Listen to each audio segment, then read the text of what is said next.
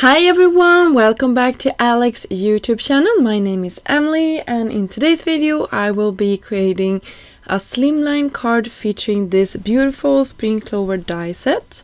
And I have used this in many ways since I got this beautiful die set. I am a huge fan of dies like this, and I decided to go ahead and create sort of a textured or a fake watercolor look to these. I used watercolor paper and I used a couple of different shades of inks. You can see I went for 3 shades of blue for my first flower. You can see I'm really intensifying that one, and then I did it in pink, and this one I think I started off with the heaviest color first, and then I sort of toned it down with the other 2 colors until I got this beautiful pink flower. I intensified it once more and then I was done with that one. We are moving on to greens and then orange. So you can see I'm really creating the rainbow here. I needed some more fresh paper here for getting the look I would like to have.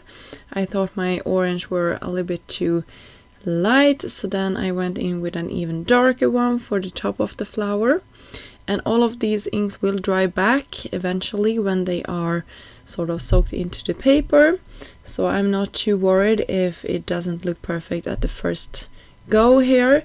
And also if I get some smudge around it, it's also fine. It will tone down.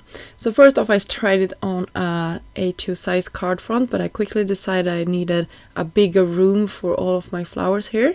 So I used some press and seal and just laid out my flowers on top of my card base and getting them all positioned where I would like them to be. Then I pulled out a cream colored card front, and that is just to have some texture. And I also brought out splattering stamp that I have in my stash. I did that off camera. You can definitely look at all of your products and see if you can come up with a splattering stamp yourself. There is all sometimes included in, I know Alex have one, so I can link that down below if you like as well. I had laid my flowers out perfectly, but when I were supposed to just flip it all back, it came down on me, so I needed to redo it. And always when I'm redoing stuff like this, it never turned out as pretty as it was the first time I did it. So I'm not completely happy with this, so you will see what I will do in a second. I will cut off all of the exit pieces here, so I have only flowers on my card and no exit hangovers. So that is the first step. And then I took some of the fold outs and just tacked it around. You can see I have some green and some purple leaves peeking out the sides. That is some of my cut offs, and I really like how that turned out. Then for embellishment, I have been loving these gold bubbles. I had them on my desk when I started to create, so I went with these. You can definitely use clear or black or something else, but I just wanted something to fill in the gaps between my flowers. So I think this did a nice job in just filling out some empty places here on my project. For the sentiment itself, I went with some of the new words from the Essential Sentiments set, and it says best wishes.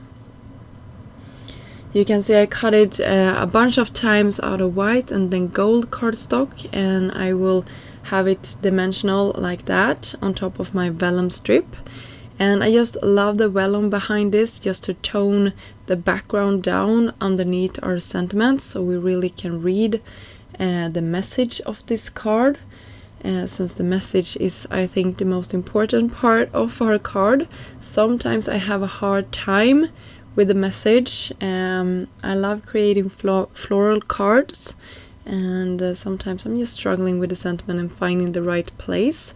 But this is just always so helpful for me when I'm struggling of getting to know or knowing where exactly the sentiment should go, just to use a vellum strip, so I have some more like clarity on the sentiment, and I can put it pretty much everywhere on my card front now.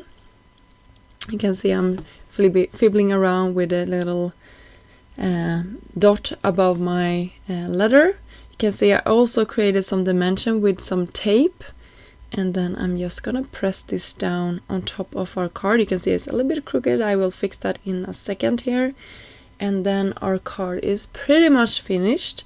I hope you enjoyed this card and getting to see how you can use dies in a different ways. This is a layering die set, but I didn't use all the layers. I just used the base of this die set.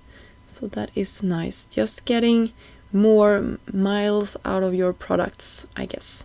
So thank you so much for stopping by this channel today. I hope you enjoyed this video. I will be back soon with some more content. Until then, I hope you have a great day. Bye!